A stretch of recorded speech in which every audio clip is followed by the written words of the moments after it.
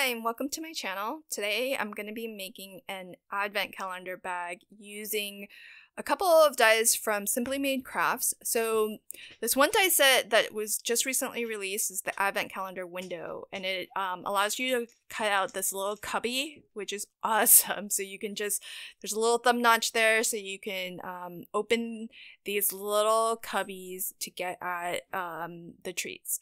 And the bag that I'm using is another die set from Simply Made Crafts. It's the large Ornate Bag. And the reason why I picked this one up is because it can actually fit all 24 boxes in the one bag. Her advent calendar, Helen Griffin is the designer behind Simply Made Crafts, and her advent calendar window die set will work with other bags in her collection. However, with the other bags, you'll have to make two separate bags because they each can only hold 12 boxes. So if you want to do the full 24 advent calendar windows, then you'll actually have to make two. So that's why I picked up this one, because I thought it was more convenient to have the entire advent calendar in one bag.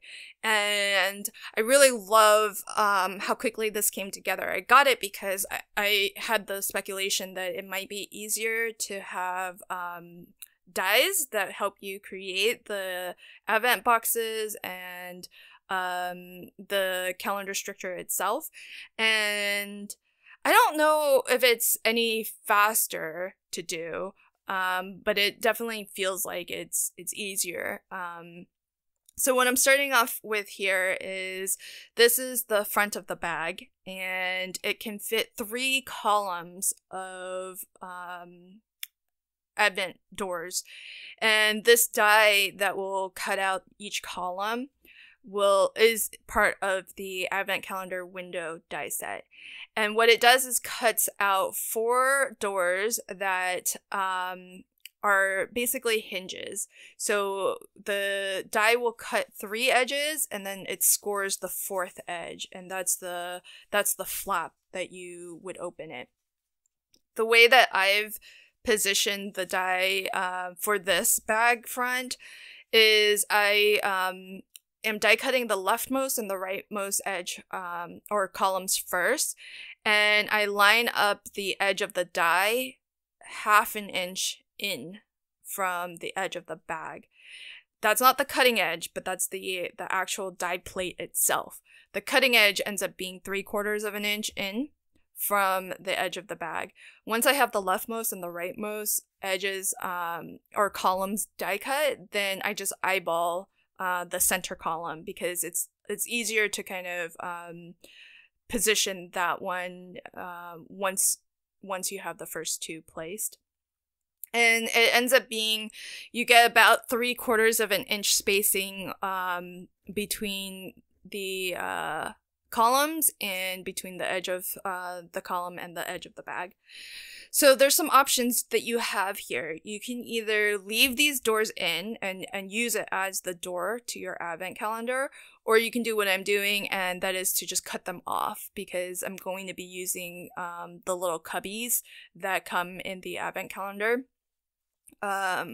window die set, because you could just use part of the cubbies, like the back part that has the box, and then use these as your door front.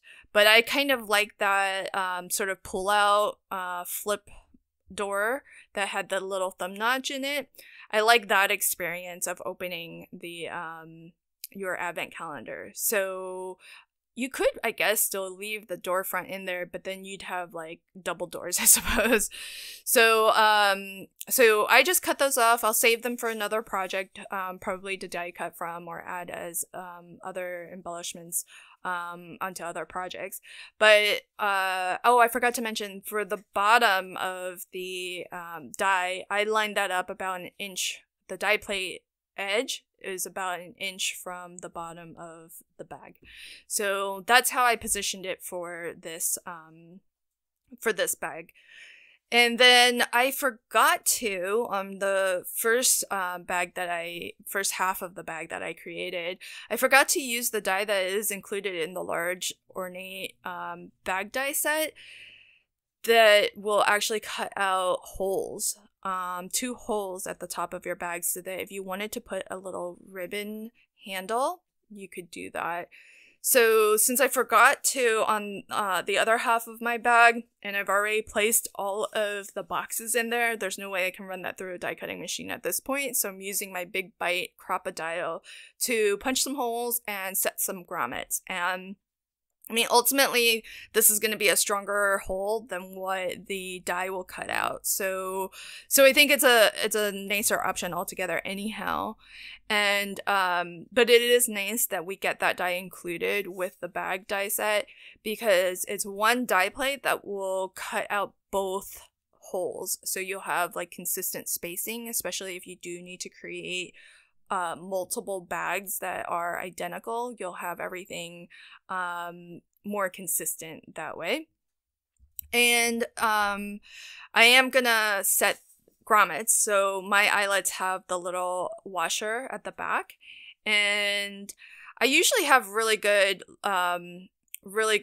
luck with these setting these grommets with my Crop-A-Dial. I did, for one of them, it didn't crimp correctly, but I realized I had it on the wrong setting. So once I changed my setting to be correct, then it worked better. So here's the one that didn't set correctly. You can see the washer was still in the bottom plate there, and so I just tried it again, and that one worked okay. But then I was double checking why that went wrong, and I realized it's a issue with my settings. So always double check your settings so that you know, since this the Crop-A-Dial can set different sizes and different types, because it can set eyelets with or without the grommets, or with or without the washer. So you want to be sure that you're using the correct set of settings, because there's the top portion and then there's the bottom portion as well. The other thing that's nice about the Crop-A-Dial, though, is that you do have that little guardrail. So if you need to consistently kind of place a hole at a particular spot, then you can just set your guardrails and then push your cardstock right up against it. And so that worked out well, so that I can try to get these 2 holes to line up with the holes on the other half that the other side of the bag that I've already set. And so once I get these in, then I'll show you how to create the little boxes for the Advent box, because that's pretty much our bag front complete. So now there's 2 dies that will cut out these 2 sort of boxes. This first box is what's going to be recessed into your bag, and you want to fold these first folds as mountain folds. The score lines are going to be put in there for you, so just fold along those lines. And if your die cutting machine has a lot of pressure, you might get some additional deboss detailing, and so just make sure you're folding along the score line and not along the deboss details. And that's what I'm getting hung up on right there. But you should have that little bit of a 1/4 inch glue tab, and those are going to be valley folds. So then I like to attach these boxes in this way, where these glue tabs will go on the outside of my box, and I like to get a nice kind of even coverage on the entire glue tab panel, so that once that glue absorbs into the cardstock, it'll add some strength to those sides. And of course, give it a really good burnish so that you really spread out that glue evenly and get it to really start to absorb into the cardstock. And then I'll do the same on the other side with the other 2 flaps. So just get a nice thin squiggle of liquid adhesive. I use Lanco pH neutral. It's acid free. It's fairly quick grabbing, and especially if you use a thin amount like I'm doing here, it'll grab fairly quickly, but it still gives you a little bit of wiggle room time if you do need it. So that's our box complete. So you'll have nice squared off corners there, and then you'll have the 4 flaps at the front, and that's going to attach to the inside of our bag. This is going to be the little cubby hole or the door that opens, and the die set does include this little matte layer that you can die cut out of pattern paper. Doesn't really use a lot of pattern paper either. I die cut from 3 or 4 different designs and maybe used 1.5 sheets total of 6x6 pattern paper. So there's very, very little, and you can use your scraps too. So that's really nice. The Advent Calendar window die set does come with a die plate that will cut out your numbers 0 through 9. And here I'm just showing that, again, everything's a mountain fold except for that glue tab that I'm holding in my right hand. That's going to be folded back as a belly fold. But I was saying that the Advent Calendar window die set does come with a number plate, but I didn't use it. I used the Paper Discovery numbers, and I'll link to everything in the description box below. So what I was showing there was that this edge here is not, you want to line up the edge with the folded edge of the side there, but it doesn't actually square off because that edge ends up being a little bit shorter, and I think that's to make the that one side of your box a little bit more narrow so that it kind of opens and swings more smoothly, so that you have enough clearance to kind of open that, because that little box is going to be nestled inside the first box that we created. So so just bear that in mind when you attach those sides for this door here. It's not going, your edges won't square up, and that's okay. I think that's all by design. I'm bringing on this little binder here, and I'll show you why I'm attaching everything on top of that in a moment. So the little glue tab on your door, you want to attach that to the bottom of your aperture, and I'm gonna actually hang this off the edge of my binder so that I can really burnish that glue tab, and then preview that everything is nice and straight and where I wanted. Now, on this first leading edge, it's easy to get your boom folder in there and burnish. But as we work our way into the middle of the bag, it's going to get harder to get access to that little glue tab, and that's why I found working off of like a elevated edge here where you can hang the door downwards so that your glue tab is actually flat, gives you access to actually burnishing that.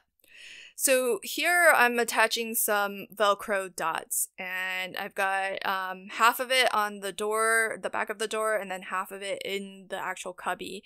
And I did cut, these are rather small glue dots to begin with, but I cut it in half because I don't want a super strong hold. And I'm just eyeballing, these don't have to line up perfectly. So I'm just trying to center it and then give it sort of that same distance from the bottom of the box. And the reason why I've added this, it's totally optional, but why I've added it is so that while your candy is in here, in case this bag gets flipped upside down, the candy's not going to fall out. So just this little bit of Velcro or hook and loop is going to be enough to secure your candy in here. And and the door won't just fall open if somehow this bag tips over, or somebody drops it, or what have you. So that's why I have that there. I found that even as small of a Velcro dot as I was using, if I used the full dot and I tried to line it up perfectly, it was actually too strong of a hold. And then you'd have to use a lot more force to actually open the door. And since this is just 80-pound paper, the red cardstock I'm using, I don't want for the person getting this advent calendar to feel like they have to really apply a lot of force in order to open these doors, and then risk tearing the door off or crushing the door. So that's why I cut my Velcro dot in half. And I think the Velcro dot itself is maybe only half an inch to begin with, maybe even smaller than that. They're really small. So if you do this, then I would definitely recommend cutting down your Velcro to just be like a little bit. And in fact, what I might do when I make this again is I might actually, instead of trying to line both of these up in the same orientation, I actually might rotate one of them by a quarter turn. That way they're more likely to find, to match up with each other for one, but then the place where they overlap is also going to be more narrow. And so that way I don't get a super strong hold. Okay, so now that I'm not going to show the entire process, but what I do like to do is I like to randomize the numbers. So you have to kind of do a little bit of searching to find that day's door. And I also am trying to position these so that the pattern papers are a little bit randomized as well. And then the other thing that I took into consideration is that I alternated the numbers. So here you can see how I'm hanging that off the edge of my binder. So I'm alternating the numbers between this half of the bag and then the other half of the bag. And the reason for that is so that the weight is still evenly distributed as you remove candy each day. Because if I put, let's say, numbers 1 through 12 on the first side and then 13 through 24 on the other side, once you've removed all the candy from, the first side after the first 12 days, all of the weight is going to be on the other side, and that's going to make the bag easier to tip over. So rather than risk that, I just alternated. So I have, one number from one side and then 1 or 2 numbers from the other, and then 1 or 2 numbers from the opposite side, and I just go back and forth like that. Now, part of the large ornate bag die set, you'll also have to die cut 2 bottom pieces and 2 side pieces to complete your bag. So I've already attached the bottom to the other half, and now I'm going to go ahead and attach the side flaps. Now, one thing to keep in mind is that these side flaps, they don't go all the way up to the top of your bag, and that's because there's actually a reason for it, because the bag is designed so that you can actually die cut out a handle from the top portion, and so that's why they've left some room there. And also they've left room for the little holes that you can die cut out as well if you wanted to do a more ribbon closure style handle. So there's lots of options with this bag, but just know when you get this that it may look a little bit unusual, but the side panels don't go all the way up to the top, and that's okay. So I'm going to attach side panel to the front panel, another side panel, and then my back, the back of my bag. So I'm going to get all of those lined up and get them all attached.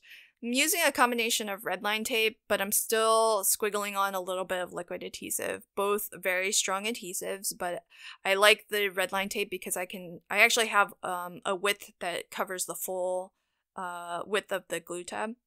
And so I like that it's nice and strong and gives me a nice instant stick. And then the liquid adhesive gives me a nice permanent stick. Now, one thing I want to try to do is make sure as I attach the side to panel to the bottom that I get a nice 90-degree squared off corner. And I'll show you that in more detail here because it's easier to see. So I'm lining up the bottom with that blue line there along my grid mat. And I'm putting the corner of my bag front along that red line so that when I swing the side panel to adhere it to the bottom tab, I'm going to line up the green line, which is the edge of my side panel, with the red line. And that's going to ensure that my side of the bag is 90 degrees with the bottom of my bag. So hopefully that makes sense. But I'm gonna, again, do the same thing, use a little bit of liquid adhesive. I've got some red line here as well, so peel that off. And then when I swing this over to adhere it to the bottom, I'm gonna line it up with that line on my grid mat right there. And then we get a nice 90-degree angle on our bag. So so that way, there's probably other ways to attach that, but that was sort of the easiest way I found. And then now that I have those two sides attached to one bottom flap, I'm gonna remove all of the red line adhesive liners from the other bottom flap. Get some liquid adhesive on that. The liquid adhesive, not only does it give you a nice permanent stick, but it's also giving me a little bit of wiggle room too, because that red line tape is very, very sticky. And once it grabs, if you haven't burnished, you can still peel it up, but it's pretty hard to do. So I'm going to peel up the final glue tab on the last side, and I'm going to actually adhere this down first. I'm going to get that bottom flap out of the way so that it doesn't grab accidentally before I'm ready. But I'm going to line my side up with the back of the bag, and then I'll fold up that last bottom flap. So that's basically the bag complete. And I can't really get in there to burnish those last couple of score lines, but you know, just do the best that you can to just rub that and get it to stick.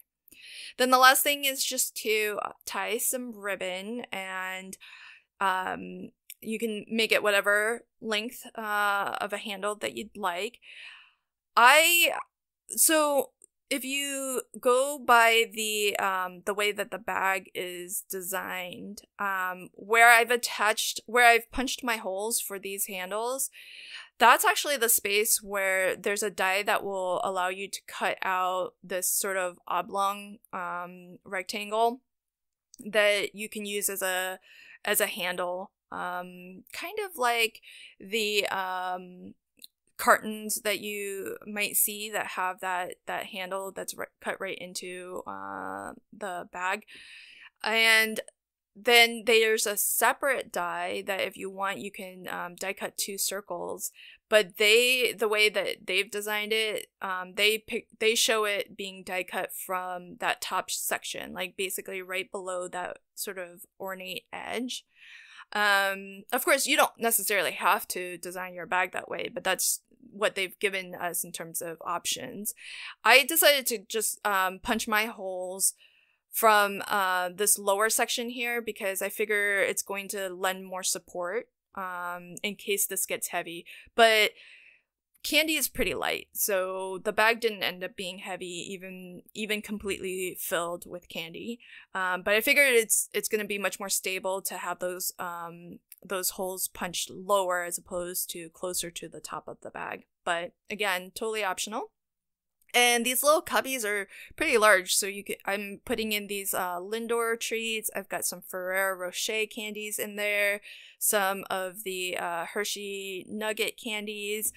And I mean, you don't have to just put candy, of course, in your advent calendars. You can put little gifts and things notes and things like that too. So I just have a lot of chocolate lovers in my family. So every door is gonna get a different a piece of candy, and I like these variety packs of the Lindor truffles because you get some variety there, and then same with the Hershey nugget candies, you get some variety there, and of course, who doesn't love Ferrero Rochers? So so there's a nice sprinkling of those as well. And so as you can see, it doesn't take a lot to open these little doors, but here's one that had the full Velcro, but some of them, I think are a little loose, so I'm gonna go back and double check everything, because I don't know if you saw it, but that one is very loose, so the Velcro doesn't match up at all, so I'll go back in and fix that. But for the most part, the rest worked out really well. And you can see there's not a lot of room left in the bag, though certainly if there was something kind of thin that you wanted, you could still put like additional gift for day 25 if you wanted. There's a little bit of room in there. I hope that you enjoyed this project, and I'll definitely be making more of these because it definitely made creating an advent calendar really easy. And if you have to make a lot of these, I think die cutting is definitely a time saver. Thank you so much for joining me today, and I hope that you're doing well and you have a lovely holiday season. Until my next video, happy crafting and have a fantastic day. Thanks. Bye.